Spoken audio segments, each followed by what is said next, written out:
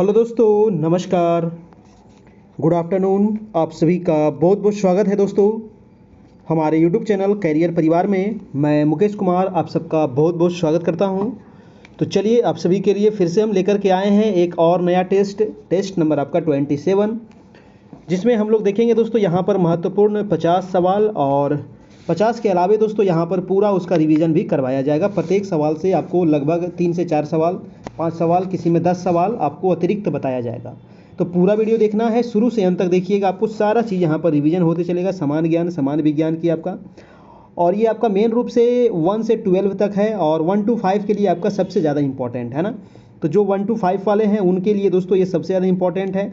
ऐसे तो सामान्य ज्ञान की जो है आपका 1 to 12 तक पूछा जाएगा, क्योंकि 40 प्रश्न उसमें भी है ना। लेकिन आपका 1 to 5 है, उसके लिए सबसे ज़्यादा इंपॉर्टेंट है, क्योंकि उनके लिए 120 प्रश्न दोस्तों यहाँ से रहने वाला है। ठीक है, तो चलिए शुरू किया जाए आज की क्लास। और डेली जो आपकी लाइव चलती है वो 3 बजे से आपकी लाइव होती है ना। और 9 बजे से हमारा जो क्लास चल रहा है वो NCERT सीरीज चल रहा है। NCERT सीरीज में हम लोग ज्योग्राफी कंप्लीट कर लिए हैं 6 to 10, हिस्ट्री भी आपका 6-7 हो गया है, क्लास 8 चल रहा है, और हिंदी में भी आपका 2-3 टेस्ट करवाया गया है। तो हिंदी भी हम टेस्ट लेते चलते हैं बीच बीच में, है ना, ताकि आपका हिंदी भी कंप्लीट होते रहे। क्योंकि हिंदी में आपको सिर्फ क्वालिफाई करना है, हिंदी और इंग्लिश में सिर्फ 30 नंबर लाना है उसमें 100 में, तो वो आराम से आपका आ जाएगा, है ना। हमको मेन फोकस करना है दोस्तों यहाँ पर अपने सब्जेक्ट पर, जहाँ हमको स्कोर करना है, क्योंकि हमारा जो मेरिट बनेगा वो यहीं से बनने वाला है। ठीक है, तो और ये आपका NCERT और SCERT ये बेस्ट है, ये काफ़ी इंपॉर्टेंट है, और आपका यहीं से सवाल एग्जाम में पूछा जाएगा। और अगर आपको इसका PDF नोट्स चाहिए तो आप हमारे कांटेक्ट कर सकते हैं, आप हमारे व्हाट्सएप ग्रुप में जुड़ सकते हैं, वहाँ पर आपको सारे PDF नोट्स आपको प्राप्त हो जाएगा। तो चलिए शुरू किया जाए आज की क्लास। और देखिए दोस्तों, ये हमारा नंबर है, ये आपका व्हाट्सएप नंबर है, और अभी इसमें जुड़ने के लिए मात्र 499 इसमें चार्ज है। तो हमारा नंबर है 7857824310। ये हमारा फ़ोनपे, गूगल पे, पेटीएम नंबर है। आप इस पर 499 का पे करके हमारे यहाँ व्हाट्सएप पर जुड़ जाइए। व्हाट्सएप पर पेमेंट का स्क्रीनशॉट भेज दीजिए, वहाँ पर आपको ग्रुप में जोड़ दिया जाएगा। बिहार 7 फेज, बहुत सारे लोग वहाँ पर जुड़े हैं और तैयारी कर रहे हैं, आप भी वहाँ पर जुड़ करके तैयारी कीजिए। और अब उन्हीं को क्लास मिल पाएगा जो लोग पेमेंट किए हैं। तो ये चीज़ आप ध्यान रखिएगा, ताकि जितना जल्दी हो सके आप लोग उसमें जुड़ जाइए। और जो लोग भी पेमेंट करेंगे तो स्क्रीनशॉट जरूर भेजिएगा, ताकि आपको दोस्तों ग्रुप में जोड़ा जा सके, है ना। तो बहुत सारे लोग पेमेंट कर देते हैं और 1-2 दिन बाद स्क्रीनशॉट भेजते हैं, तो ऐसा नहीं करना है। भेज करके आपको तुरंत स्क्रीनशॉट भेज दीजिए, हम आपको ग्रुप में जोड़ देंगे, और फिर आपको पर्सनली सारे PDF नोट्स आपको मिल जाएगा, और फिर डेली वाइज फिर ग्रुप में आपको मिलता रहेगा। तो ये नंबर है, आप इसको नोट कर लीजिएगा, इस पर आप बात भी कर सकते हैं। ये हमारा कॉन्टैक्ट नंबर भी है, और ये व्हाट्सएप भी है, और यही नंबर फ़ोनपे, गूगल पे भी है। चलिए आज का पहला सवाल देखते हैं। आज का पहला प्रश्न क्या कह रहा है कि कनिष्क के समय में आयोजित चतुर्थ बौद्ध संगीति के सभापति कौन थे। जी हाँ, है ना। बौद्ध धर्म में दोस्तों 4 बौद्ध संगीतियाँ होती है। प्रथम बौद्ध संगीति कहाँ हुआ था? राजगीर में। दूसरा हुआ था वैशाली में। तीसरा हुआ था पाटलिपुत्र में। चौथा हुआ था आपका कुंडलवन में, यानी कि जम्मू कश्मीर में। तो चतुर्थ बौद्ध संगीति जो हुआ था दोस्तों, इसके सभापति कौन थे, ये आपसे सवाल पूछ रहा है। तो इसके सभापति जो थे वो थे आपका वसुमित्र, है ना। कौन थे? वसुमित्र हो जाएंगे। आंसर नंबर आपका D हो जाएगा। ठीक है, कहाँ हुआ था चतुर्थ बौद्ध संगीति? तो जम्मू कश्मीर के कुंडलवन में हुआ था। ठीक है, चतुर्थ बौद्ध संगीति के उपाध्यक्ष कौन थे? तो नोट करना है, इसके उपाध्यक्ष कौन थे। तो इसके जो उपाध्यक्ष थे वो थे आपका अश्वघोष, है ना। कौन थे? अश्वघोष इसके उपाध्यक्ष थे। तो ये आप ध्यान रखिएगा। ठीक है, चलिए। और चतुर्थ बौद्ध संगीति में ही बौद्ध धर्म जो था आपका 2 भागों में बट गया था, हीनयान और महायान। ये भी आपको याद रखना है ना। तो बौद्ध ग्रंथ जो है वो सुत्त पिटक की रचना आनंद ने प्रथम बौद्ध संगीति में किया था। क्वेश्चन पूछा जाता है कि सुत्त पिटक की रचना किसने किया था? तो आनंद ने किया था। और कब किया था? प्रथम बौद्ध संगीति में किया था। ठीक है, दूसरे बौद्ध संगीति का जो आयोजन हुआ था वो वैशाली में हुआ था। किसके शासन काल में हुआ था दूसरा बौद्ध संगीति? तो ये हुआ था दोस्तों आपका कालाशोक के समय में आपका। ठीक है, चलिए अगला प्रश्न देखते हैं आपका। प्रश्न है दूसरा नंबर आपका कि मोहम्मद बिन तुगलक, है ना, मोहम्मद बिन तुगलक अपनी राजधानी दिल्ली से कहाँ ले गया था? जी हाँ, तो मोहम्मद बिन तुगलक जो था दोस्तों अपना राजधानी को स्थानांतरित किया था दिल्ली से दौलताबाद, है ना, दिल्ली से ले गया था ये दौलताबाद। राइट आंसर आपका, आंसर नंबर आपका ए हो जाएगा, दिल्ली से दौलताबाद, है ना। और ये लगभग दिल्ली से 700 मील दूर है आपका दौलताबाद, वहीं पर अपनी राजधानी को ये बनाया था, है ना। दौलताबाद इसी को देवगिरी भी कहते हैं ना, इसी को देवगिरी भी कहा जाता है। तो ये भी आपको पूछ सकता है, ये भी रह सकता है। आंसर नंबर हो जाएगा आपका, आंसर नंबर ए हो जाएगा दोस्तों। चलिए,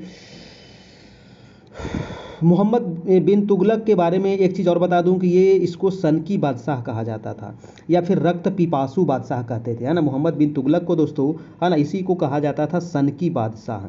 ठीक है, ये पूछा जाता है कि सन की बादशाह किसको कहते थे? तो सन की बादशाह, और एक नाम और इसका था रक्त पिपासु, है ना, रक्त पिपासु। तो रक्त पिपासु बादशाह भी इसको कहते थे दोस्तों, किसको? तो मोहम्मद बिन तुगलक को कहा जाता था। ठीक है, मोहम्मद बिन तुगलक का मूल नाम क्या था? तो इसका मूल नाम क्या था, याद रखिएगा, इसका मूल नाम जो था वो था जौना खां। क्या नाम था मूल नाम इसका? जौना खां इसका मूल नाम था। ये भी आपको याद रखना है, ध्यान रखना है। चलते हैं, अगला प्रश्न आपका, प्रश्न नंबर है आपका 3। तीसरा प्रश्न है कि अंग्रेज के निम्नलिखित नेताओं में से कौन एक पूर्ण रूप से कैबिनेट मिशन योजना के पक्ष में था? तो कैबिनेट मिशन योजना के पक्ष में था दोस्तों, इसका आंसर क्या हो जाएगा? सरदार वल्लभ भाई पटेल, है ना। सरदार वल्लभ भाई पटेल जो थे ये पूर्ण रूप से कैबिनेट मिशन के पक्ष में थे और ये कांग्रेस के नेताओं में थे आपका। कैबिनेट मिशन भारत कब आता है? तो कैबिनेट मिशन जो था दोस्तों ये आपका 1946 ईस्वी में भारत आता है। और ये प्रस्ताव कब पारित हुआ था? तो 16 मई 1946 को। ठीक है, प्रस्ताव पारित हुआ था 1946 में, भारत आया था आपका 1946 में ही कैबिनेट मिशन।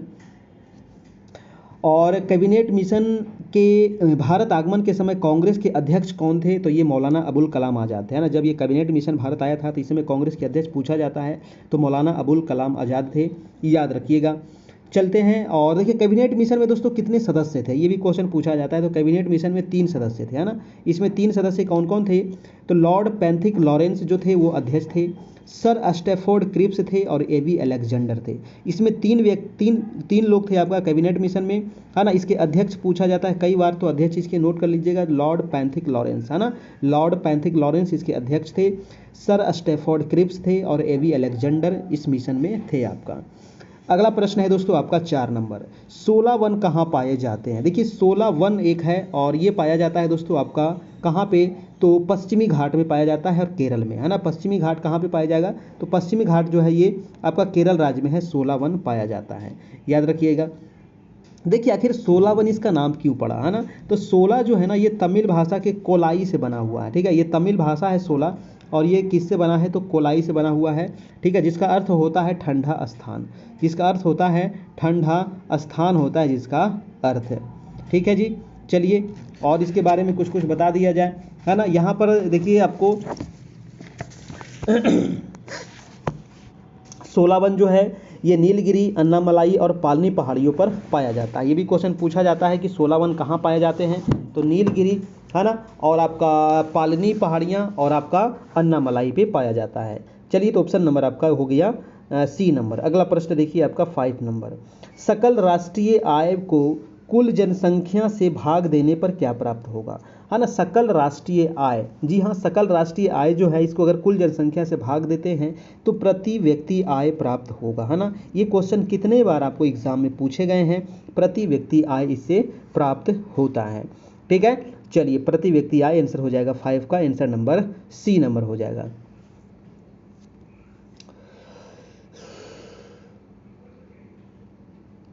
राष्ट्रीय आय समिति का गठन कब हुआ था? 1949 ईस्वी में, है ना। राष्ट्रीय आय समिति का गठन हुआ था 1949 में।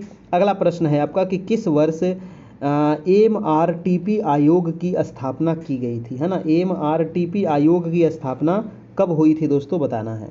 तो MRTP आयोग की स्थापना हुई थी 1969 ईस्वी में, है ना। 1969 ईस्वी में हुई थी, आपका ऑप्शन नंबर हो जाएगा बी नंबर दोस्तों, है ना। MRTP का पूर्ण रूप क्या होता है? तो monopolistic and restrictive trade practice, ठीक है, MRTP, है ना। MRTP जो अधिनियम था ये 2002 में प्रतिस्पर्धा अधिनियम द्वारा प्रतिस्थापित किया गया था। और MRTP कब से लागू हुआ था? तो लागू हुआ था 1970 में, स्थापना हुआ था आपका 69 में। अगला प्रश्न है आपका कि निम्न में से विश्व का सबसे गहरा गर्त, बहुत बहुत इंपॉर्टेंट सवाल है। विश्व का सबसे गहरा गर्त, देखिए गर्त मतलब क्या होता है? तो गर्त मतलब गड्ढा होता है ना, गर्त मतलब क्या होता है? गड्ढा क्षेत्र। तो सबसे गहरा जो गड्ढा है यानी कि गर्त है वो है दोस्तों कौन सा? तो 7 का हो जाएगा चैलेंजर गर्त, है ना। चैलेंजर गर्त है कहाँ दोस्तों? तो ये है आपको पश्चिमी प्रशांत महासागर में, है ना, याद रखिएगा, पश्चिमी प्रशांत महासागर में है आपका ये चैलेंजर गर्त, और मेरियाना द्वीप समूह के पास ये आपका पड़ता है ना। इसके बारे में कई बार पूछा गया है। मेरियाना गर्त की गहराई पूछा गया है, तो 11,022 मीटर इसकी गहराई है ना। इसकी गहराई कितनी है? तो 11,022 मीटर इसकी गहराई है ना। विश्व का, अगर ये तो पहला था चैलेंजर, है ना, अगर पूछा जाए दूसरा सबसे गहरा गर्त कौन सा है ना, तो दूसरा सबसे गहरा गर्त हो जाएगा दोस्तों आपका टोंगा गर्त। क्या हो जाएगा? टोंगा, है ना। टोंगा गर्त जो है ये आपका दूसरा सबसे गहरा गर्त है, और ये है कहाँ? तो टोंगा गर्त जो है ये मध्य दक्षिण प्रशांत में है, और इसकी गहराई कितनी है? तो 10,882 मीटर इसकी गहराई है। ये आप यहाँ से ध्यान रखिएगा, ठीक है। अगला प्रश्न चलते हैं दोस्तों, आपका प्रश्न नंबर है 8 नंबर। प्रश्न है कि भारत में मिट्टी विस्तार का सही अवरोही क्रम कौन सा है? मिट्टी विस्तार बताना है ना, सबसे ज़्यादा भारत में कौन सी है, उसके बाद कौन सी है, उसके बाद कौन सी है। तो सबसे ज़्यादा जो भारत में मिट्टी है वो है आपकी जलोढ़ मिट्टी, और जलोढ़ मिट्टी आपको 2 में दिया गया है, तो ये दोनों आपका कट गया। जलोढ़ मिट्टी के बाद जो आपका नंबर आता है वो लाल मिट्टी का आता है।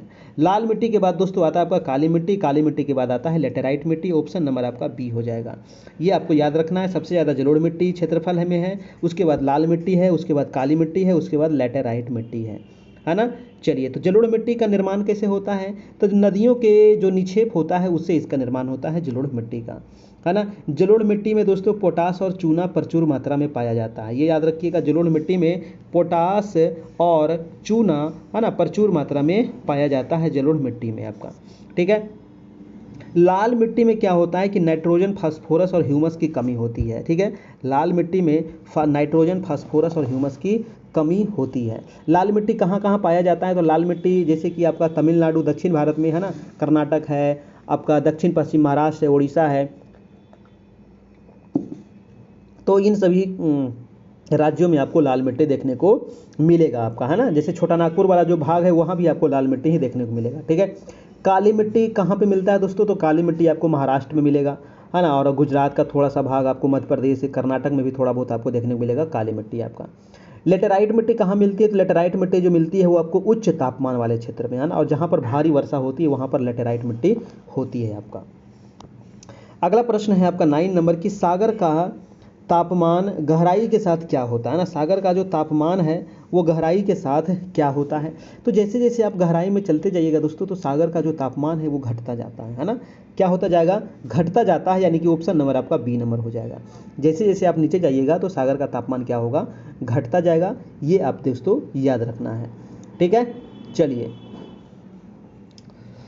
और भूमध्य रेखा से ध्रुव की ओर सागरीय जल का तापमान कम होता जाता है, ये भी याद रखना है ना। भूमध्य रेखा से, है ना, भूमध्य रेखा से ध्रुव की ओर अगर आप जाते हैं तो यहाँ भी सागरीय जल का तापमान क्या होता है? कम होता जाएगा, है ना। चाहे आप नॉर्थ में जाइए या फिर आपका साउथ में जाइए, टेम्परेचर कम होता जाएगा। अगला प्रश्न है आपका 10 नंबर, रेड क्लिफ रेखा, बहुत इंपॉर्टेंट सवाल है। रेड क्लिफ रेखा जो है ये किन देशों के बीच सीमा रेखा है? रेड क्लिफ लाइन जो है दोस्तों ये भारत और पाकिस्तान के बीच है ना, भारत और पाकिस्तान के बीच है आपका रेड क्लिफ रेखा। इसका जो निर्धारण होता है वो 1947 में होता है, जब भारत पाकिस्तान अलग हुआ था, है ना, सर रेड क्लिफ के द्वारा। ये रेड क्लिफ जो थे ये अंग्रेज थे आपका, और इन्हीं के द्वारा हुआ था आपका। भारत और चीन के बीच जो सीमा रेखा है इसको क्या कहते हैं? तो मैक-मोहन रेखा, है ना। क्या कहते हैं? मैक-मोहन रेखा कहते हैं। भारत और चाइना के बीच जो सीमा रेखा है, मैक-मोहन रेखा आखिर है कहाँ? तो ये है अरुणाचल प्रदेश में। ये कई बार एग्जाम में पूछा गया है। भारत और बांग्लादेश के बीच जो सीमा रेखा है दोस्तों इसको कहते हैं आपका रेड क्लिफ रेखा ही कहा जाता है। भारत और बांग्लादेश के बीच जो सीमा रेखा है रेड क्लिफ लाइन ही कहते हैं। क्यों? क्योंकि बांग्लादेश जो था वो पहले पाकिस्तान का हिस्सा था, है ना, लेकिन बाद में 1971 में ये आज़ाद हो गया और इसको फिर अलग देश बना दिया गया था, ठीक है। भारत और एक प्रश्न पूछा जाता है 49वीं समानांतर रेखा, है ना। तो 49वीं समानांतर रेखा जो है दोस्तों ये किसके किसके बीच है, तो ये आपका यूएसए और कनाडा के बीच है 49वीं समानांतर रेखा आपका, ठीक है। यूएसए और कनाडा के बीच में है आपका। 38वीं समानांतर रेखा जो है ये किसके किसके बीच में है, तो 38वीं हो जाएगा आपका उत्तर कोरिया और दक्षिण कोरिया, है ना। नॉर्थ कोरिया और दोस्तों एंड साउथ कोरिया, ठीक है। नॉर्थ कोरिया और साउथ कोरिया हो जाएगा 38वीं समानांतर रेखा।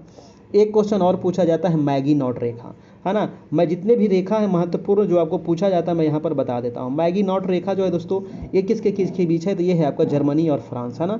जर्मनी एंड आपका फ्रांस के बीच है आपको मैगी नॉट रेखा। एक रेखा और है हिंडनबर्ग रेखा, है ना। हिंडनबर्ग रेखा दोस्तों, तो हिंडनबर्ग रेखा जो है किसके किसके बीच है, तो जर्मनी और पोलैंड, है ना। हिंडनबर्ग रेखा किसके किसके बीच है, जर्मनी और आपका पोलैंड के बीच है आपका हिंडनबर्ग रेखा। तो इतने सारे आप नाम याद रखिएगा। एक रेखा और नाम याद रखना है डूरंड रेखा, है ना। एक रेखा और है डूरंड रेखा। देखिए डूरंड रेखा जो है ना दोस्तों ये पहले भारत और पाकिस्तान के बीच में था और इसका जो निर्धारण होता है ये 1893 ईस्वी में डूरंड रेखा का निर्धारण हुआ था आपका, है ना। लेकिन जब भारत और पाकिस्तान अलग हो गया तो ये आपका जो रेखा है ये पाकिस्तान और अफगानिस्तान के बीच में हो गया सीमा रेखा अब, ठीक है। तो डूरंड रेखा अगर अब पूछे तो अफगानिस्तान और पाकिस्तान हो जाएगा आपका डूरंड रेखा। अगला प्रश्न है आपका 11 नंबर सवाल। 11 नंबर है कि एतमादुद्दौला का मकबरा कहाँ है ना। एतमादुद्दौला का मकबरा जो है दोस्तों ये जो पड़ता है ये आपका आगरा में है और किसने बनाया था ये पूछ रहा है ना। तो एतमादुद्दौला का मकबरा जो बनाया था ये नूरजहाँ ने बनाया था और नूरजहाँ ने बनाया था दोस्तों ये कहाँ बनाया था, तो ये आगरा में बनाया था, ठीक है। आगरा में बनाया था ये और ये कब बनाया गया था, तो 1626 से 28 के बीच में आपको ये बनाया गया था एतमादुद्दौला का मकबरा आपका, ठीक है। 1626 से 28 के बीच में ये बनाया गया था। यह मकबरा जो है दोस्तों ये संगमरमर से बना हुआ है ना। संगमरमर से आपका बना हुआ ये मकबरा याद रखिएगा।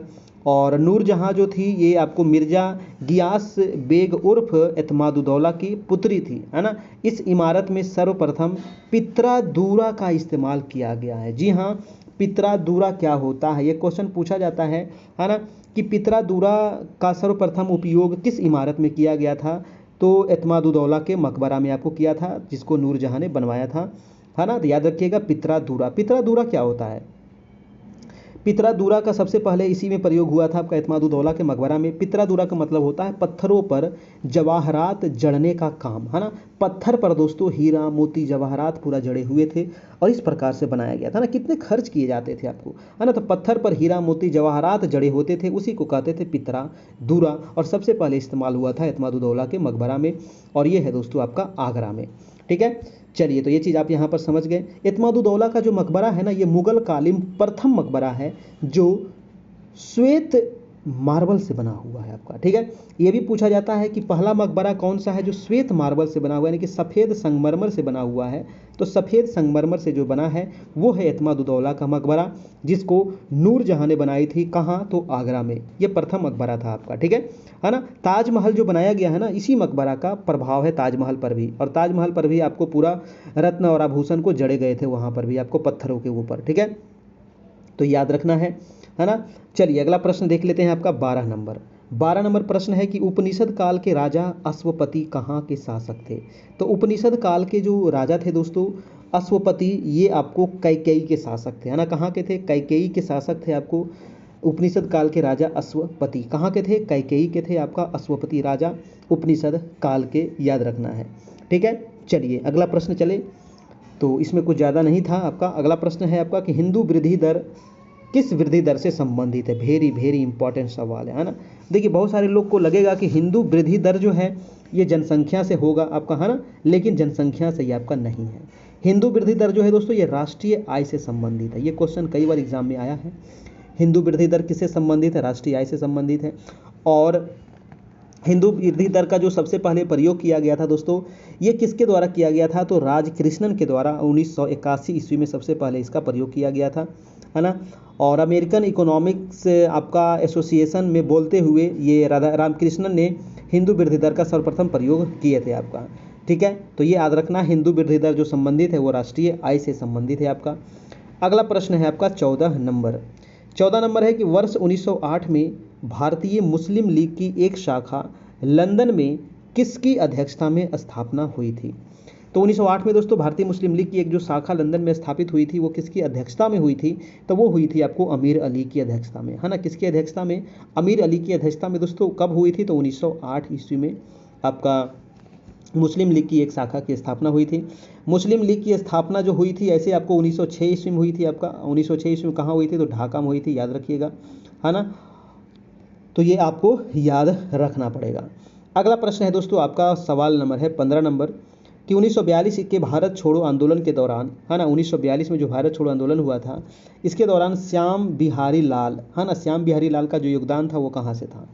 देखिए बहुत सारे लोग जो थे वो बिहार के भारत छोड़ो आंदोलन में योगदान दिए थे, जैसे कि आपको श्याम बिहारी लाल थे। तो श्याम बिहारी लाल जो संबंधित थे दोस्तों ये गया से थे, है ना। श्याम बिहारी लाल जो थे आपको कहाँ से थे? तो ये गया से थे। इसके अलावा दोस्तों डुमराव से कौन थे? तो डुमराव से थे आपके कपिल मुनि, है ना। डुमराव से कौन थे दोस्तों? तो डुमराव से थे आपका कपिल मुनि, ये भी आप याद रखिएगा, है ना। पूछा जाता है भारत छोड़ो आंदोलन में बिहार से कौन कौन लोग थे? तो डुमराव से कपिल मुनि थे, गया से श्याम बिहारी लाल थे आपका, सिवान से कौन थे दोस्तों? तो सिवान से थे आपका फूलेना प्रसाद श्रीवास्तव, है ना। फूलेना, है ना, फूलेना प्रसाद श्रीवास्तव जो थे, फूलेना प्रसाद जो थे ये आपके कहाँ से थे? तो आपके सिवान से थे। कटिहार से कौन थे दोस्तों? तो कटिहार से थे आपके ध्रुव कुमार, है ना। ध्रुव कुमार जो थे कटिहार से थे आपके, ठीक है। तो ये कुछ कुछ व्यक्ति थे जो भारत छोड़ो आंदोलन से संबंधित थे, आपके बिहार के थे। ये पूछा जा सकता है, आपको याद रखिएगा। अगला प्रश्न है 16 नंबर आपका। 16 नंबर है कि किसको पार कर लेने पर एक दिन जुड़ जाता है? वेरी वेरी इंपॉर्टेंट सवाल है, कई बार आपको बताए हैं। वो कौन सी रेखा है जिसको पार कर लीजिएगा तो आपका एक दिन जुड़ जाएगा?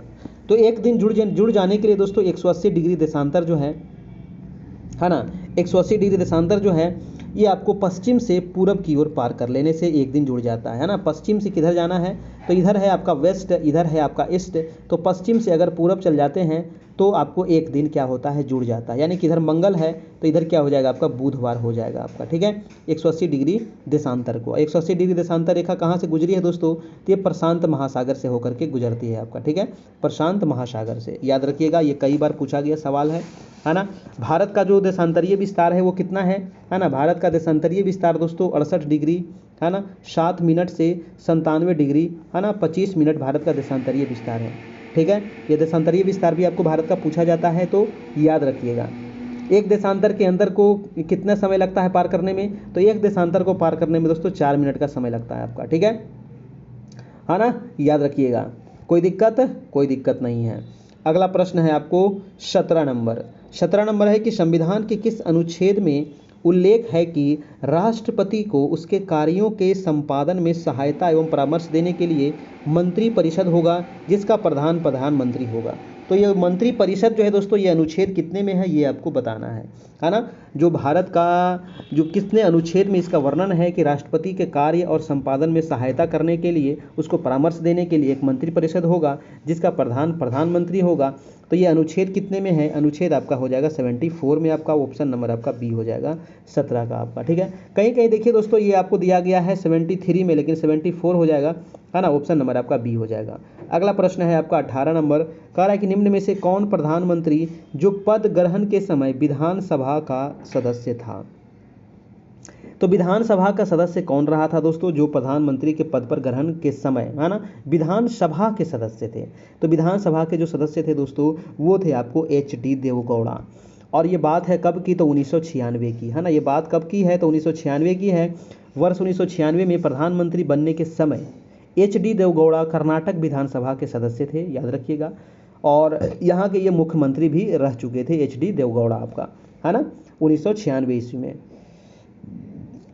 एक क्वेश्चन पूछा जाता है कि प्रधानमंत्री बनने के समय इंदिरा गांधी जो थी वो दोस्तों राज्यसभा की सदस्य थी, ठीक है। इंदिरा गांधी जी तो जो थी वो भी राज्यसभा के सदस्य थी, और जो मनमोहन सिंह थे वो भी राज्यसभा के सदस्य थे आपके। अगला प्रश्न है आपका 19 नंबर, नियंत्रक एवं महालेखा परीक्षक, है ना। नियंत्रक एवं महालेखा परीक्षक जो है ये अनुच्छेद कितने में है? तो 148 में है, याद रखिएगा। 148 में है अपना प्रतिवेदन किसे देते हैं? तो नियंत्रक और महालेखा परीक्षक जो है दोस्तों जिसको कैग कहते हैं, कंप्ट्रोलर एंड ऑडिटर जनरल जो है, अपना जो प्रतिवेदन सौंपते हैं ये दोस्तों देते हैं आपको राष्ट्रपति को। किसको देंगे जी? तो राष्ट्रपति को देंगे। और राष्ट्रपति ऑप्शन कितने में है? तो देख लीजिए, ऑप्शन मैं आपको दिखा देता हूँ। ऑप्शन हो जाएगा आपका बी नंबर आपका, ठीक है। राष्ट्रपति को देंगे, ऑप्शन नंबर आपका बी हो जाएगा। और जो प्रतिवेदन देते हैं ये अनुच्छेद कितने के तहत देते हैं? तो 151 के तहत देते हैं प्रतिवेदन। और नियंत्रक महालेखा परीक्षक अनुच्छेद कितने में? तो 148 में नियंत्रक महालेखा परीक्षक आपका, ठीक है, याद रखिएगा। अगला प्रश्न चलते हैं दोस्तों। प्रश्न नंबर है आपका 20 नंबर। भारत निर्माण कार्यक्रम कब प्रारंभ किया गया था? तो भारत निर्माण जो कार्यक्रम है ये कब प्रारंभ हुआ था? तो ये हुआ था दोस्तों आपका 5-6 में, है ना। कब हुआ था? तो 2005-6 में इसका प्रारंभ होता है। भारत निर्माण कार्यक्रम, है ना, भारत निर्माण कार्यक्रम की शुरुआत होती है 5-6 में। देखिए इस कार्यक्रम के अंतर्गत क्या क्या आता था? तो जैसे ग्रामीण आवास हो गया, सड़क हो गया, सिंचाई हो गया, पेयजल हो गया, है ना। तो इन सभी चीज़ों के इसमें शामिल किया गया था आपको भारत निर्माण कार्यक्रम में। अगला प्रश्न है दोस्तों आपका, चलते हैं 21 नंबर। 21 कह रहा है कि किस सुल्तान ने हजरत ए आला की उपाधि धारण किया था? बहुत इंपॉर्टेंट है, हजरत ए आला। तो हजरत ए आला की उपाधि धारण कौन किया था? पहले जो शासक होते थे उपाधि धारण करते थे, है ना। हजरत ए आला कौन किया था भाई साहब? तो शेर शाह सूरी ने किया था, है ना। शेर शाह सूरी, ऑप्शन नंबर आपका डी हो जाएगा। शेर शाह सूरी ने किया था आपका हजरत ए आला की उपाधि, ठीक है। चलिए देखिए खिज्र खां जो था, है ना, खिज्र खां अपने आप को क्या कहता था? ये क्वेश्चन पूछा जाता है। खिज्र खां जो था अपने आप को कहता था रैयत ए आला, है ना। रैयत ए आला खिज्र खां अपने आप को कहता था, है ना। चलिए जी, अगला प्रश्न है दोस्तों आपका 22 नंबर। स्वतंत्रता आंदोलन के दौरान किस वर्ष पटना युवा संघ की स्थापना हुई थी? पटना युवा संघ की स्थापना किस वर्ष हुई थी ये बताना है। तो इसकी स्थापना होती है 1927 ईस्वी में, है ना। 1927 ईस्वी में आपका पटना युवा संघ की स्थापना होती है, ठीक है ना। साइमन कमीशन की भी स्थापना कब होती है? गठन कब हुआ था? तो 1927 में हुआ था साइमन कमीशन का गठन। भारत कब आया था साइमन कमीशन? 1928 में आया था आपका साइमन कमीशन, है ना। और इसी के विरोध में ना लाला लाजपत राय इसका विरोध किए थे और इस पर लाठीचार्ज हुआ था और इनकी फिर मृत्यु हो गई थी आपका, ठीक है। तो चलिए इसका आंसर क्या हो जाएगा दोस्तों? इसका आंसर क्या हो जाएगा? 1927 ईस्वी में आपका, है ना। चलिए जी, तो स्वतंत्रता आंदोलन के दौरान 1927 में हुआ था पटना युवा संघ की स्थापना। बिहार युवा संघ की स्थापना कब होती है दोस्तों? ये बताइएगा। बिहार युवा संघ, है ना, बिहार युवा संघ की स्थापना कब होती है? तो ये हुई थी आपका 1928 ईस्वी में, है ना, बिहार युवा संघ की स्थापना। अगला प्रश्न चलते हैं दोस्तों आपका 29 नंबर की। भारत के दक्षिण छोर का नाम बताना है। भारत का दक्षिण छोर, क्वेश्चन को थोड़ा सा ध्यान से पढ़िएगा। भारत का दक्षिणी छोर कौन सा है? देखिए जैसे ही कहे भारत तो भारत का मतलब हो जाता है संपूर्ण भारत, है ना। और अगर पूछा जाए क्वेश्चन में कि मुख्य भारत, है ना, सिर्फ पूछा जाए मुख्य भारत तो इसका आंसर अलग हो जाता है ना। मुख्य भारत अगर बोलता तो इसका आंसर हो जाता दोस्तों आपको कन्याकुमारी। लेकिन यहाँ पर दे दिया आपको भारत, तो भारत मतलब संपूर्ण भारत, यानी कि हो जाएगा, है ना, निकोबार द्वीप में आपका इंदिरा पॉइंट, है ना। इंदिरा पॉइंट जो है ये भारत का सबसे दक्षिणतम बिंदु है आपका पूरे भारत का, है ना। तो अगर मुख्य भारत कहता है तो कन्याकुमारी अंतरीप हो जाता तो तमिलनाडु में था आपका, ठीक है। तो इस चीज़ को आप यहाँ से याद रखिएगा, ध्यान रखिएगा क्वेश्चन कैसे पूछा गया है आपका। तो भारत का दक्षिणतम बिंदु क्या हो गया भाई साहब? तो आपका इंदिरा पॉइंट हो गया आपका, जो कहाँ है? तो ग्रेट निकोबार में है। भारत का सबसे उत्तरी बिंदु कौन सी है ना। तो अगर पूछा जाए कि भारत के सबसे उत्तरी बिंदु कौन सी है तो क्या होगा? बताइए, सबसे उत्तरी बिंदु आपका भारत की कौन सी हो जाएगा ये बताना है कमेंट करके, है ना। तो भारत की जो सबसे उत्तरी बिंदु है ना ये वाला, तो इसको क्या कहते हैं जी? इंदिरा कॉल कहते हैं ना, इंदिरा कॉल कहते हैं। ये जम्मू कश्मीर में है ना। भारत के सबसे पूर्वी बिंदु यानी कि ये है आपका सबसे पूर्वी बिंदु, इधर है पूर्व, इधर है पश्चिम, ऊपर में है आपका उत्तर, नीचे में है आपका दक्षिण। तो सबसे पूर्वी बिंदु आप लिख लीजिएगा की बीथू, है ना। क्या नाम है? की बी, है ना, की बीथू आपका, की बीथू जो है ये सबसे दोस्तों पूर्वी बिंदु है आपका। उत्तर में मैंने क्या बताया था? इंदिरा कॉल। पर पूरब में क्या बताया? की बीथू। पश्चिम में सबसे पश्चिमी बिंदु कौन सा हो जाएगा दोस्तों? तो सबसे पश्चिमी हो जाएगा गौरमोता, है ना, गौरमोता, है ना। गौरमोता जो है ये सबसे पश्चिमी बिंदु है, या फिर इसको को मुहार मोता भी कहते हैं। ये पड़ता है दोस्तों गुजरात राज्य में। कहाँ है जी? गुजरात राज्य में है। और मुख्य भूमि अगर पूछता कि मुख्य भूमि का दक्षिणतम बिंदु कौन सा है तो कन्याकुमारी, है ना। तो ये वाला दक्षिण में कौन सा है? तो ये कन्याकुमारी हो जाएगा आपका। अगला प्रश्न है आपका 24 नंबर सवाल है कि भारत में निम्न में से कौन सी संसद की वित्तीय समितियां हैं, है ना। संसद की वित्तीय समितियां कौन सी हैं। देखिए, तो संसद की वित्तीय समितियां जो है लोक लेखा समिति, प्राक्कलन समिति और सरकारी उपक्रम समिति, ये तीनों समितियां जो है मेरे भाइयों, ये है आपका वित्तीय समितियां, है ना। ये तीनों वित्तीय समिति है। क्वेश्चन पूछा जाता है कि ये जो आपका प्राक्कलन समिति है ना, प्राक्कलन जो समिति है इसमें कितने सदस्य होते हैं लोकसभा से। तो इसमें 30 सदस्य जो होते हैं ये लोकसभा से होते हैं, ठीक है। 30 जो सदस्य होते हैं ये आपको कहाँ से होते हैं, तो लोकसभा से होते हैं। आपको प्राक्कलन समिति में लोकसभा से 30 सदस्य होते हैं। लोक लेखा समिति जो है दोस्तों, इसमें और लोक उपक्रम समिति है ना, लोक लेखा समिति और लोक उपक्रम समिति जो है इसमें लोकसभा और राज्यसभा से 15-15 रहते हैं, ठीक है। लोकसभा और राज्यसभा से कितना रहता है, लोक लेखा समिति और लोक उपक्रम समिति से 15-15 रहता है। ये आपको पूछा जाता है कितने सदस्य रहेंगे, तो 15-15 सदस्य रहेंगे। और दोस्तों आपका इसमें राज्यसभा से कितने होते हैं, तो 7-7 होते हैं, ठीक है। तो लोक लेखा समिति में भी 7 होते हैं राज्यसभा में, और उपक्रम समिति में भी 7 होते हैं राज्यसभा में, और 15 होते हैं लोक लेखा समिति में, लोकसभा से 15 और उपक्रम समिति से भी 15 होते हैं लोकसभा में आपका, ठीक है। तो ये 15-15 आपको याद रखिएगा और 7-7 याद रखिएगा आपको। लेकिन 30 जो होता है वो प्राक्कलन समिति से सिर्फ लोकसभा से होता है आपका 30 सदस्य, है ना। तो ये चीज़ आप यहाँ से नोट कर लेना है। अगला प्रश्न है आपका 25 नंबर, कह रहा है कि वह बेरोजगारी तब बढ़ती है जब वहाँ व्यावसायिक गतिविधि में एक सामान्य मंदी होती है, तो उसे क्या कहा जाता है। बताइए, वह बेरोजगारी तब बढ़ती है जब वहाँ व्यावसायिक गतिविधि में एक सामान्य मंदी होता है, तो उसे क्या कहेंगे भाइयों, तो उसे कहेंगे चक्रीय बेरोजगारी, है ना। उसे कहा जाता है चक्रीय बेरोजगारी। विकसित देश में दोस्तों चक्रीय बेरोजगारी देखने को मिलता है ना। विकसित देश में क्वेश्चन सीधा पूछेगा कि विकसित देश में किस प्रकार की बेरोजगारी देखने को मिलेगा, तो चक्रीय बेरोजगारी देखने को मिलता है विकसित देश में। भारत जैसे विकासशील देश में दोस्तों आपको संरचनात्मक बेरोजगारी देखने को मिलेगा, है ना। और प्रच्छन्न बेरोजगारी क्या होता है, तो प्रच्छन्न बेरोजगारी किसको कहते हैं, जहां काम करने वाले व्यक्ति की सीमांत उत्पादकता क्या हो, शून्य हो, उसे कहते हैं प्रच्छन्न बेरोजगारी, है ना। तो प्रच्छन्न बेरोजगारी समझ गए आप, संरचनात्मक बेरोजगारी समझ गए, चक्रीय बेरोजगारी समझ गए। 3 बेरोजगारी में से एक बेरोजगारी आपको पूछेगा। और अगला प्रश्न है कि फ्रैंकफर्ट की संधि किस वर्ष हुई थी। देखिए, फ्रैंकफर्ट की जो संधि हुई थी दोस्तों, ये 1871 ईस्वी में हुई थी आपका, है ना। कब हुई थी, 1871 में होती है फ्रैंकफर्ट की संधि। और सेडान का युद्ध जो हुआ था 1870 ईस्वी में और फ्रांस और जर्मनी के बीच, और इसी के बाद दोस्तों हुआ था फ्रैंकफर्ट की संधि, है ना। सेडान के युद्ध के बाद ही हुआ था आपका फ्रैंकफर्ट की संधि। किसके किसके बीच, तो फ्रांस और जर्मनी के बीच हुई थी दोस्तों, ये आपको याद रखना है। ये भी पूछ सकता है कि फ्रैंकफर्ट की जो संधि हुई थी ये किसके बाद हुई थी, तो सेडान के युद्ध के बाद हुई थी। सेडान का युद्ध होता है 1870 में, है ना, फ्रांस और जर्मनी के बीच में, और उसके बाद आपका ये होता है फ्रैंकफर्ट की संधि। अगला प्रश्न है कि बांदीपुर वन्यजीव अभयारण्य कहाँ है। बहुत इंपॉर्टेंट है बांदीपुर। बांदीपुर जो पड़ता है दोस्तों ये है कर्नाटक राज्य में, है ना। कहाँ है बांदीपुर, ये कर्नाटक में है, ठीक है। इसकी शुरुआत कब होती है, तो 1873 ईस्वी में, है ना। सॉरी 18 नहीं, 1973, 18 नहीं भाई साहब, है ना। 1973 ईस्वी में इसकी शुरुआत होती है बांदीपुर कर्नाटक, है ना। ये आपको वन्यजीव अभयारण्य की, ठीक है। जिम कॉर्बेट भारत का जो सबसे पहला, है ना, भारत का जो पहला जो उद्यान है वो कौन सा है, तो जिम कॉर्बेट उद्यान है ना। भारत का जो पहला है दोस्तों वो है आपका जिम कॉर्बेट।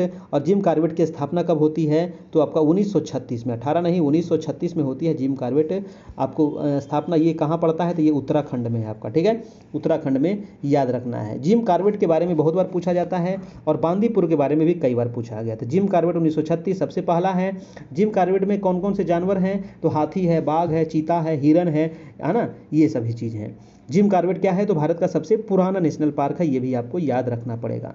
एक क्वेश्चन पूछा जाता है दोस्तों, है ना, याद रखिएगा कि वो देश का सबसे, है ना, सर्वाधिक राष्ट्रीय उद्यान वाला राज्य कौन सा है ना। तो भारत का सबसे ज़्यादा राष्ट्रीय उद्यान वाला जो राज्य है वो है आपका मध्य प्रदेश। और मध्य प्रदेश में दोस्तों 11 राष्ट्रीय उद्यान है आपका। सबसे ज़्यादा कहाँ है, मध्य प्रदेश में है ना। और इसीलिए मध्य प्रदेश को टाइगर स्टेट भी कहते हैं। क्या कहते हैं जी, टाइगर स्टेट भी कहा जाता है मध्य प्रदेश को। ये आप यहाँ से याद रखना है।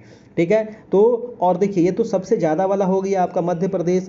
एक क्वेश्चन और क्या पूछे जाएगा, तो भाई देखिए बहुत सारा चीज़ आपको बताते चलता हूँ कि सबसे बड़ा, अब पूछेगा कि भारत का सबसे बड़ा कौन सा है भाई साहब, तो सबसे बड़ा जो बाघ अभयारण्य है ना, सबसे बड़ा बाघ जो अभयारण्य है वो कौन सा है जी, तो सबसे बड़ा जो बाघ अभयारण्य है वो है नागार्जुन। कौन सा है, नागार्जुन है ना। और नागार्जुन रहेगा कहाँ, तो अर्जुन किससे संबंधित है, कृष्ण से संबंधित है। और अर्जुन कृष्ण कहाँ मिलेगा दोस्तों, आपको आंध्र प्रदेश में मिलेगा, है ना, आंध्र प्रदेश में मिलेगा नागार्जुन, है ना। नागार्जुन सागर बांध पढ़े हैं ना, तो यही है नागार्जुन जो दोस्तों बाघ परियोजना, ये है आपको कहाँ, तो आपको आंध्र प्रदेश में है। और इसका क्षेत्रफल कितना है, 3568 वर्ग किलोमीटर इसका आपका क्षेत्रफल है।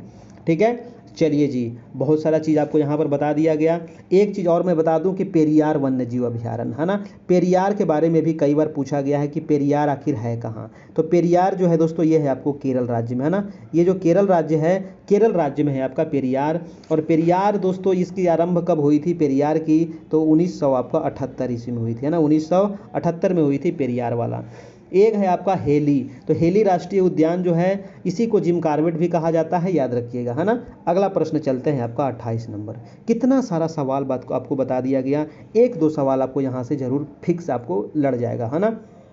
तो बस आपको ध्यान से सुनते चलना है, नोट अगर करना चाहे तो कर सकते हैं, कोई बात नहीं है। इसका पीडीएफ आपको ग्रुप में डाल देंगे, जो जो पेमेंट करके जुड़ गए हैं ग्रुप में उन्हीं को आपको पीडीएफ मिल पाएगा और उन्हीं को अब क्लास भी मिल पाएगा। प्रश्न है कि मौसम में होने वाली परिवर्तन क्षोभ मंडल में होते हैं। अच्छा देखिए क्वेश्चन था, है ना, कि अधिकांश मौसम घटनाएं कहाँ होगी, तो क्षोभ मंडल में होती है, आंसर हो जाएगा बी नंबर। काफ़ी आसान सवाल था आपका, क्षोभ मंडल में सभी मौसम की घटनाएं होती हैं।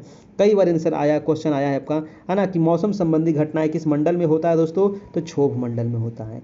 टोटल मंडल कितने होते हैं, तो 5, सबसे नीचे क्षोभ मंडल, फिर समताप मंडल, फिर मध्य मंडल, फिर आपका आयन मंडल और लास्ट में है आपका बहिर्मंडल। तो टोटल कितने मंडल हैं, 5 मंडल है, क्षोभ मंडल, समताप मंडल, मध्य मंडल, आयल मंडल और बहिर्मंडल। ठीक है, ये 5 मंडल याद रखिएगा। जितनी दोस्तों आपका क्रियाएं होती है ना, जैसे ओला वृष्टि, आंधी तूफान, जलवायु, मौसम परिवर्तन, ये सब कहाँ होगा, तो क्षोभ मंडल में होगा, है ना। और क्षोभ मंडल जो है ये सबसे महत्वपूर्ण मंडल है आपको मानव जीवन के लिए, ठीक है ना। तो ये आपको याद रखिएगा। वायुयान किस में उड़ता है, ये सबसे इंपॉर्टेंट है, तो वायुयान उड़ता है आपको समताप मंडल में, है ना। समताप मंडल में दोस्तों आपका वायुयान उड़ता है, ये चीज़ आप यहाँ से याद रखना है, ठीक है। और वायुयान नाम ही इसका समताप, यहाँ पर दोस्तों धूल कण जलवाष्प यहाँ मौजूद नहीं रहता है, किसी प्रकार की यहाँ कोई चीज़ घटनाएं नहीं होती है, इसीलिए यहाँ पर दोस्तों वायुयान उड़ते हैं आपका, ठीक है।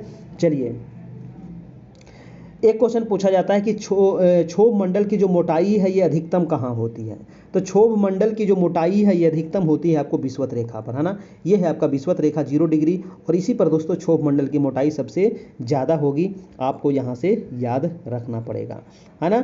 चलिए जी हम चलते हैं अगला प्रश्न और इसके बारे में कभी और डिटेल में बताएंगे। क्षोभ मंडल, समताप मंडल, मध्य मंडल, आयन मंडल, बहिर्मंडल, सभी मंडलों में कौन कौन सी घटनाएं होती है, ये सारा मैं एनसीईआरटी में पढ़ा दिया हूँ, है ना। ऐसा नहीं सोचिएगा कि ये पढ़ाई नहीं हुई है, सब चीज़ पढ़ा दिया गया। आप ज्योग्राफी में जाकर के देखिए 6, 7, 8, 9, 10 सारे टॉपिक आपको कवर कर दिए गए, है ना। जितने टॉपिक हैं सभी कवर कर दिए गए एकदम लाइन बाई लाइन डिटेल से। उसके अलावा इसका क्वेश्चन आंसर भी करवा दिया गया है ना। क्वेश्चन आंसर भी आपको करवा दिए हैं, ऐसा नहीं कि हम कुछ नहीं करवाएं, सब चीज़ करवा दिया गया, बस उसको पढ़ने की आपको देर है, समझने की देर है।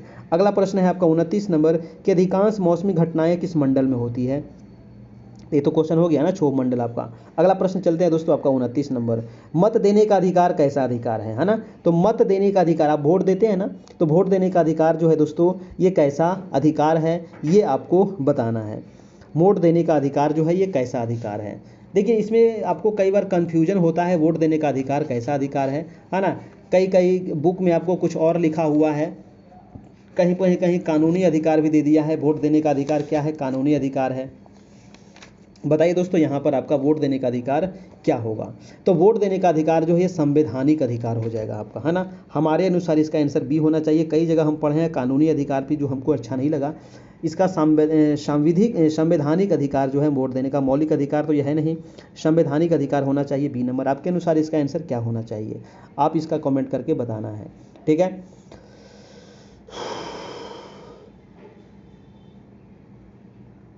अगला प्रश्न है जीएनपी और जीडीपी में क्या अंतर है।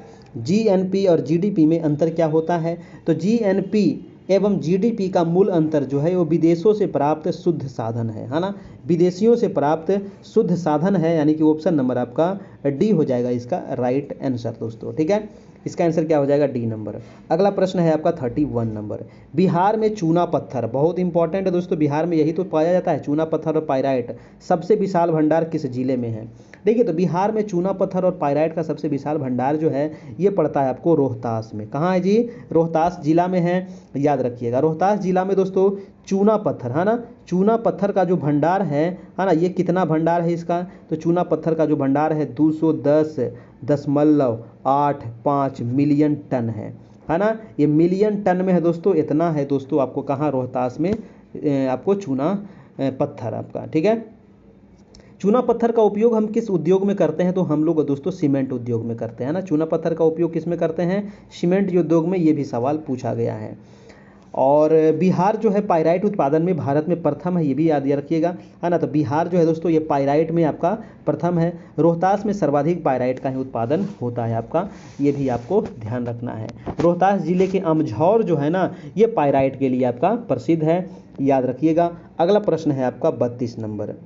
32 नंबर सवाल है कि अगर आप घड़ियाल को उनके प्राकृतिक आवास में देखना चाहते हैं, जी हाँ, अगर आपको मन करे घड़ियाल को प्राकृतिक आवास में देखने का है ना, और हाथ देने का, तो हाथ मत दीजिएगा, आपको पूरा टान लेगा अंदर, है कि नहीं। तो ध्यान रखिएगा ना, घड़ियाल को प्राकृतिक जगह पे देख सकते हैं, लेकिन आपको कहाँ जाना पड़ेगा, इसके लिए चंबल नदी जाना पड़ेगा भाई साहब, है ना। चंबल के डाकू से जाकर के भेंट करना पड़ेगा, तब जाकर के वहाँ पर आपको मिलेगा प्राकृतिक आवास इसका घड़ियाल वाला, है ना। तो ये हो जाएगा आपका चंबल नदी, ऑप्शन नंबर दोस्तों आपका ए इसका बिल्कुल सही जवाब है 132 का आपका। ठीक है, घड़ियाल दोस्तों और कौन कौन सी नदी में है ना, चंबल में तो है ही, इसके अलावा आपका घाघरा नदी है, आपका गंडक नदी है, गिरवा है, सोन है, गंगा में भी घड़ियाल है ना। चलिए अगला प्रश्न देखते हैं, प्रश्न नंबर है आपका 33 नंबर। प्रश्न है कि कांग्रेस के किस अधिवेशन में है ना यह संकल्प पारित किया गया कि विधि के समक्ष जाति, वंश, स्त्री पुरुष का लिहाज किए बिना समानता होनी चाहिए। जी हाँ दोस्तों, तो ये कौन से अधिवेशन में किया गया था कि जाति, वंश, स्त्री पुरुष लिहाज किए बिना समानता होनी चाहिए, सभी में समानता होनी चाहिए।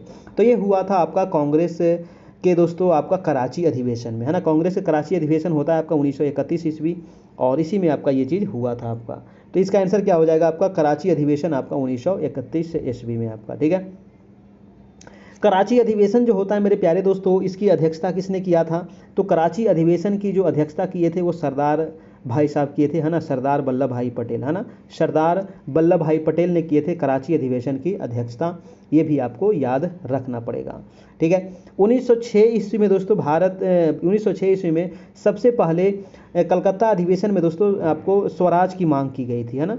स्वराज की मांग कब की गई थी, 1906 ईस्वी में कलकत्ता अधिवेशन में।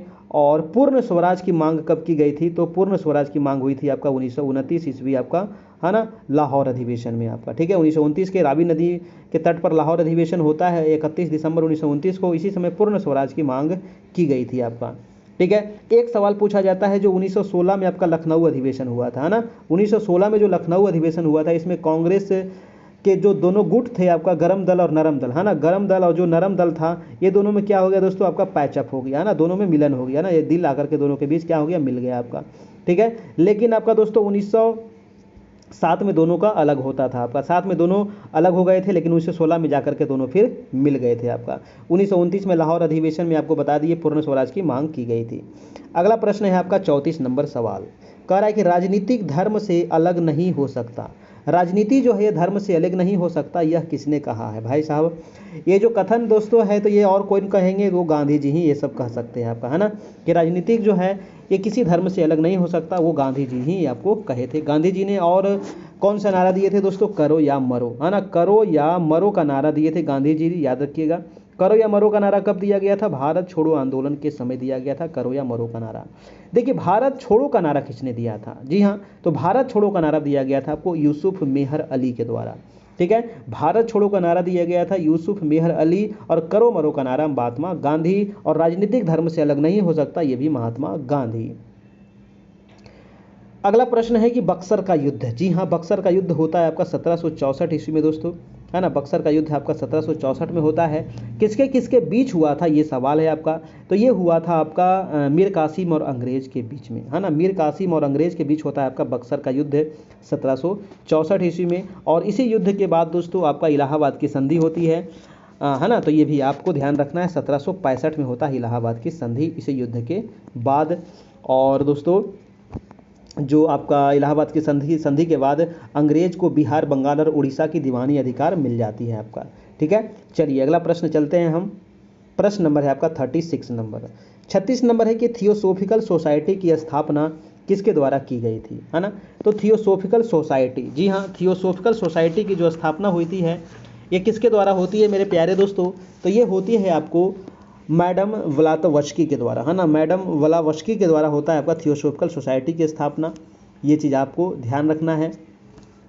इसकी स्थापना कब होती है, तो 1875 ईस्वी में इसकी स्थापना होती है। इसकी स्थापना कहाँ होती है, तो इसकी स्थापना न्यूयॉर्क में होती है ना। ये भी आपको याद रखना है। मैडम व्लातवस्की तथा कर्नल अलकॉट ने न्यूयॉर्क में दोस्तों थियोसॉफिकल सोसाइटी की स्थापना की थी, ये आपको ध्यान रखिएगा। ठीक है, चलिए एनी बेसेंट से एक क्वेश्चन पूछा जाता है कि एनी बेसेंट, है ना, ये जो एनी बेसेंट है आपका, एनी बेसेंट जो थी दोस्तों ये होम रूल लीग के गठन की थी कब, तो सितंबर 1916 में। और कांग्रेस के प्रथम जो महिला अधिवेशन हुआ था इन्होंने ही किया था आपका, उसकी अध्यक्षता एनी बेसेंट ही की थी। ये भी चीज़ आप यहाँ से याद रखिएगा। गोविंद रानाडे से एक क्वेश्चन पूछा जाता है कि गोविंद जो रानाडे थे दोस्तों, है ना, महादेव गोविंद रानाडे और आत्मारंग पांडुरंग ने दोस्तों 1867 में प्रार्थना समाज की स्थापना किए थे। जी हाँ, तो ये वही गोविंद रानाडे हैं और आत्मारंग पांडुरंग जो थे 1867 ईस्वी में प्रार्थना समाज की स्थापना करते हैं आपका। ये भी चीज़ आप यहाँ से याद रखिएगा। अगला प्रश्न है आपका कि मैं समाजवादी और गणतंत्रवादी हूँ। मैं समाजवादी और गणतंत्रवादी हूँ, यह कांग्रेस के एक अधिवेशन में अपने अध्यक्षीय भाषण में किसने कहा था। तो ये कहने वाले व्यक्ति कौन थे, तो ये कहने वाले व्यक्ति जो थे आपके वो कौन हो जाएंगे, जवाहरलाल नेहरू। जी हाँ, जवाहरलाल नेहरू ही बोले थे दोस्तों आपका 1936 ईस्वी में, है ना। 1936 ईस्वी में कांग्रेस अधिवेशन होता है जिसमें ये जवाहरलाल नेहरू भाषण देते हैं और कहते हैं कि मैं समाजवादी और गणतंत्रवादी हूँ। यह कांग्रेस के एक अधिवेशन में बोला गया था जवाहरलाल नेहरू के द्वारा। 1936 में होता है आपका लखनऊ अधिवेशन, है ना। 1936 में होता है दोस्तों आपका लखनऊ अधिवेशन, इसी में इन्होंने बोला था आपका। ठीक है, तो ये चीज़ आपका क्लियर हो गया। चलिए भाई साहब अगला प्रश्न चलते हैं।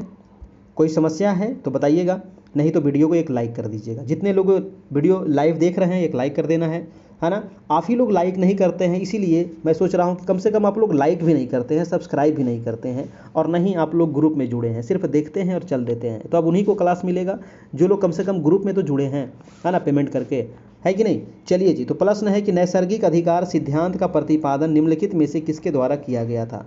तो नैसर्गिक अधिकार सिद्धांत का प्रतिपादन किसके द्वारा किया गया था, हॉब्स नहीं हॉब्स, है ना, हॉब्स, है ना, हॉब्स यहाँ पर कर लेना है, हॉब्स या फिर लॉक, जॉन लॉक या फिर हीगल या फिर रूसो के द्वारा। तो नैसर्गिक अधिकार का सिद्धांत का प्रतिपादन निम्नलिखित में से किसके द्वारा किया गया था दोस्तों, तो आंसर हो जाएगा आपका जॉन लॉक के द्वारा, है ना, जॉन लॉक के द्वारा किया गया था। ठीक है, जॉन लॉक जो थे दोस्तों ये थे आपके उदारवादी विचारधारा के प्रतीक थे माने जाते हैं। क्वेश्चन पूछा जाता है कि उदारवादी विचारधारा के प्रतीक कौन है, तो जॉन लॉक है आपका। ठीक है, चलिए नेक्स्ट प्रश्न है जापान की मुद्रा। जी हाँ, तो हमारा जापान जो है दोस्तों बहुत अच्छा दोस्त हमारा है। तो जापान की जो मुद्रा है वो है हमारा येन है ना। क्या है हमारा जापान की मुद्रा, येन है। मोरक्को की मुद्रा क्या है, तो मोरक्को की मुद्रा हो जाएगा आपका दिरहम। दिरहम जो है किसकी मुद्रा है, तो दिरहम है भाई साहब आपका मोरक्को की मुद्रा, है ना। येन होगी आपका जापान का, दिरहम होगी आपका मोरक्को का। तो मोरक्को की मुद्रा होगी आपका दिरहम। संयुक्त अरब अमीरात, है ना, यूएई संयुक्त अरब अमीरात की भी मुद्रा क्या है, तो आपका दिरहम ही है ना। क्या है, दिरहम ही है संयुक्त अरब अमीरात की मुद्रा आपका। ठीक है, तो ये भी आप याद रखना, यूएई की मुद्रा क्या है, तो ये भी दिरहम ही है।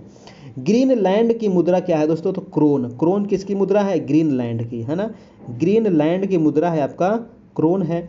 और आपका युआन किसकी मुद्रा है बताइएगा, है ना, युआन किसकी मुद्रा है, ये भी आपको कमेंट करके आपको बताना है। ठीक है जी, रूस की मुद्रा क्या है भाई साहब बताइएगा, है ना। रूस की जो मुद्रा है, ये मुद्रा भी आपको पूछ सकता है, तो रूस का हो जाएगा रूबल, है ना। रूस है रूस और रूस है रूबल, है ना। रूस है रूस गया किसके लिए, तो रूबल के लिए, यानी कि रुपया के लिए, ठीक है, पैसा के लिए। तो रूस हो गया आपका रूबल, है ना। यूरोपीय जो संघ है दोस्तों, इसकी मुद्रा क्या है, तो यूरो, है ना। यूरोपीय संघ की मुद्रा क्या है आपका, यूरो है। और 20वां देश इसमें क्रोएशिया था आपका। पेरू की मुद्रा क्या है, सोल, है ना। पेरू की मुद्रा जो है न्यू सोल है आपका। अगला प्रश्न चलते हैं आपका 40 नंबर कि 1857 की क्रांति में पटना में विद्रोह का नेतृत्व किसने किया था भाई साहब। पटना में, ये क्वेश्चन कई बार आया है, तो पटना से, प से पटना और पा से पीर अली, है ना। पीर अली जो थे दोस्तों, इन्होंने पटना से विद्रोह का नेतृत्व किया था, ठीक है। 3 जुलाई 1857 को पटना सिटी के पुस्तक विक्रेता थे आपके पीर अली, और इन्होंने ही मतलब कि नेतृत्व किया था आपका 3 जुलाई, है ना, 1857, 3 जुलाई 1857, पीर अली पटना से आपका, ठीक है। 1857 की क्रांति में शहीद होने वाले प्रथम व्यक्ति कौन थे, तो मंगल पांडे थे आपका, ठीक है। प्रथम व्यक्ति कौन थे शहीद होने वाले, तो वो थे आपके मंगल, है ना।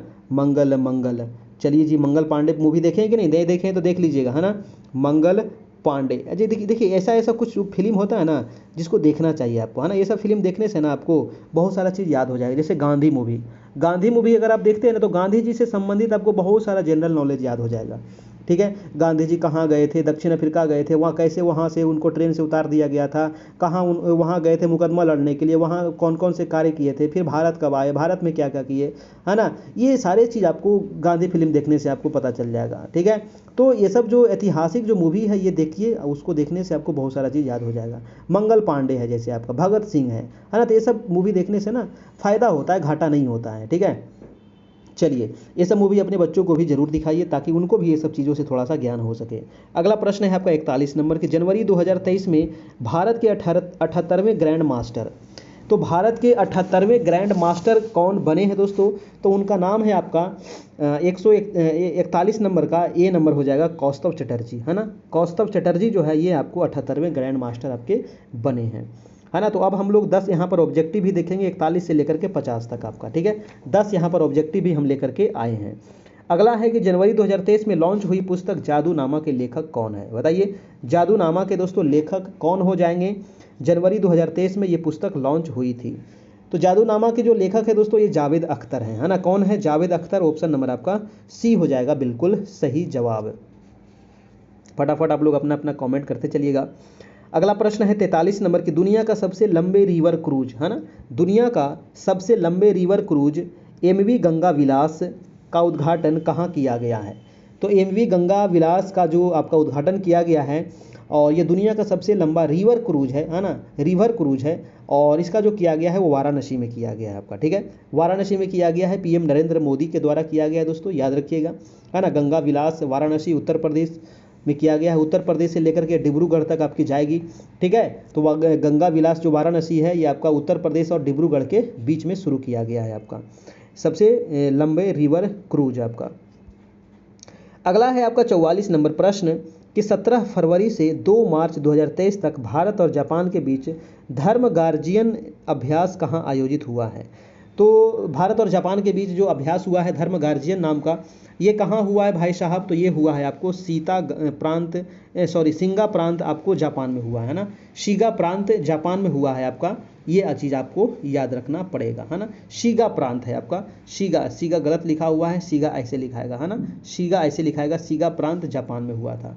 अगला प्रश्न है दोस्तों आपका प्रश्न नंबर 45 नंबर, पेप्सिको इंडिया ने अपने ब्रांड एम्बेसडर किसे बनाया है, तो पेप्सिको इंडिया अपना ब्रांड एम्बेसडर जो बनाया है दोस्तों, वो किसको बनाया है, तो पेप्सिको इंडिया जो बनाया है वो रणवीर सिंह को बनाया है आपका, है ना। रणवीर सिंह को बनाया है, रणवीर कपूर को नहीं, रणवीर सिंह को बनाया है ब्रांड एम्बेसडर, है ना। रणवीर सिंह वही दीपिका पादुकोण वाला, ठीक है। चलिए जी, अगला प्रश्न है आपका 46 नंबर, मई 2023 में आईपीएल इतिहास का सबसे तेज अर्धशतक किसने बनाया है, तो आईपीएल इतिहास का सबसे तेज अर्धशतक जो बनाया दोस्तों, उसका नाम क्या है, यशस्वी जायसवाल, है ना। यशस्वी भाभा, है ना। ऑप्शन नंबर आपका डी हो जाएगा, यशस्वी जायसवाल।